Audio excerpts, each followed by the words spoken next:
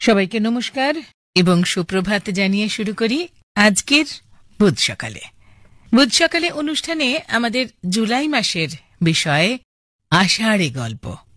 আষাঢ়ে গল্প বিষয়ে ইতিমধ্যেই একটি পর্ব হয়ে গিয়েছে, আমরা শুনেছি আপনাদের লেখা অনেক আষাঢ়ে গল্প।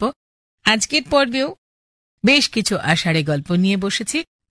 জানি না এই মুহূর্তে রেডিও সেটের ওপ্রান্তে আপনি যিনি বসে আছেন তার ওখানে ঝমঝমিয়ে বৃষ্টি পড়ছে কিনা, তবে এই বর্ষার সকালে আষাঢ়ে গল্প জমেছে কিন্তু ভালোই।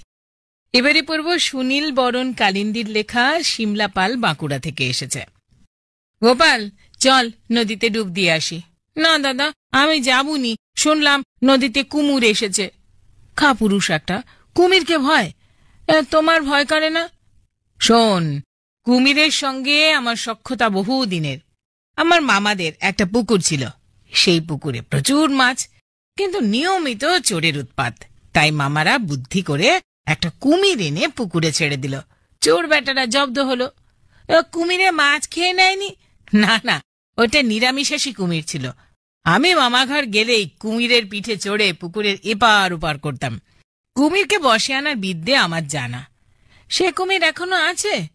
না রে, এক ভয়ঙ্কর বন্যায় কুমিরটা ভেসে গেল। কোথায় গেল? কেন?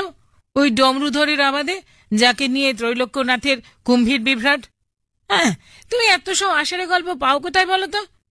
হ্যাঁ, এতক্ষণ গোগ্রাসে গিল্লি আর শেষ হতেই আষাঢ়ে গল্প, কলির ধর্ম বটে।